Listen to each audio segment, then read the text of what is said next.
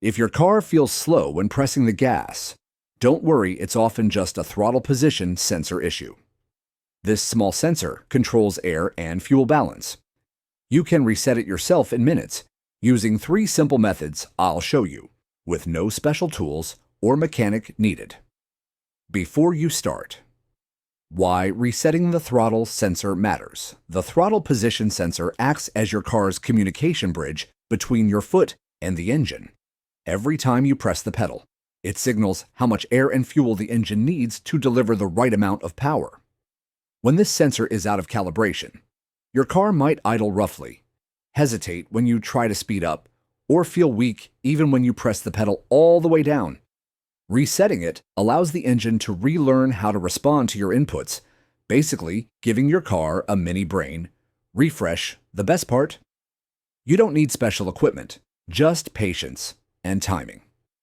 I'll also highlight small but important details that many people overlook, like why pressing the pedal too quickly or skipping a single step can completely throw off the reset.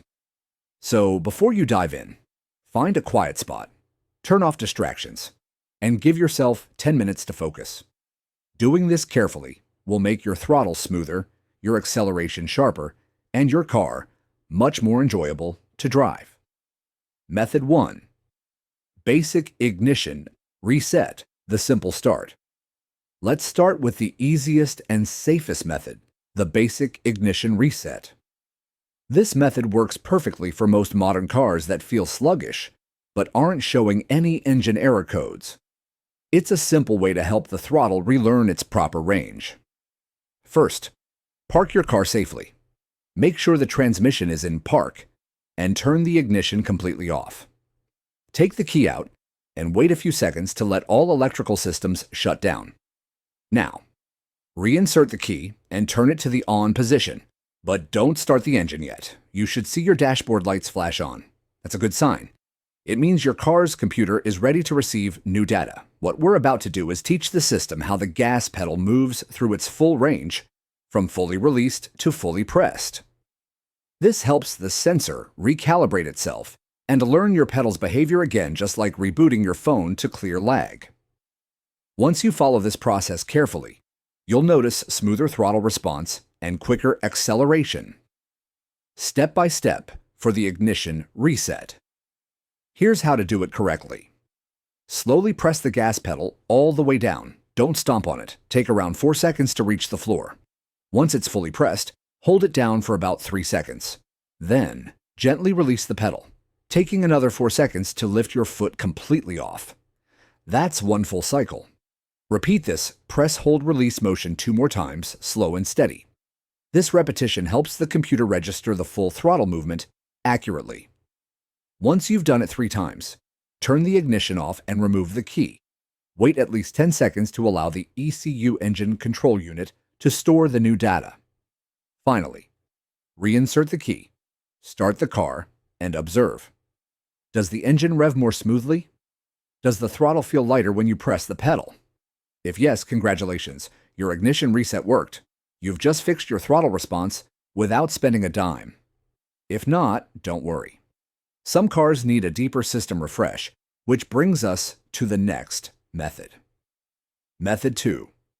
Battery disconnect. Reset, the system reboot. If the ignition reset didn't solve your problem, it's time for a more thorough reset, the battery disconnect method. This technique works great for cars with electronic throttle control systems, or vehicles that have stored too many old throttle readings in their memory. Think of it as giving your car's computer a clean slate. Start by parking safely, turning off the engine, and popping the hood. Locate your car's battery and use a wrench to loosen the nut on the black cable. This is the negative terminal. Once loose, carefully remove it and make sure the metal end doesn't touch any part of the car. Leave it disconnected for about 5 to 10 minutes. This waiting period allows all stored throttle data and minor electrical charges in the ECU to drain completely. Essentially, it's like restarting a frozen laptop, clearing bugs and starting fresh. During this time, you can double-check your battery terminals for any corrosion or dirt buildup that might affect performance later on. reconnect, and relearn. After waiting, reconnect the negative terminal tightly, making sure it's secure. Close the hood, get inside your car, and insert the key into the ignition. Turn it to the on position, but don't start the engine yet. Wait for all dashboard lights to flash and go off. This lets the computer complete its pre-checks. Now, start the car and let it idle for about 10 to 15 minutes without pressing the gas pedal. This step is crucial because it allows the ECU to automatically relearn the correct throttle parameters while the car is stationary. Once the idling period is over, turn off the engine, restart it, and take a short test drive. If you notice smoother acceleration and steady idling, you're all set. But if your throttle still feels uneven or unresponsive, then you might need the advanced fix full throttle sensor reprogramming, which we'll cover next. Method 3. Throttle sensor reprogramming. The advanced fix. This third method is the most advanced, but it's also the most effective when the first two don't work. It's especially useful if you've recently replaced your throttle body or are getting consistent error codes related to your TPS. Essentially, this process forces your car's computer to completely relearn the throttle's position and response range from scratch. Before starting, make sure your battery is fully charged and in good health. Weak voltage can cause the procedure to fail. Also, be cautious around electrical components. If you're unsure, it's okay to get help or refer to your car's manual.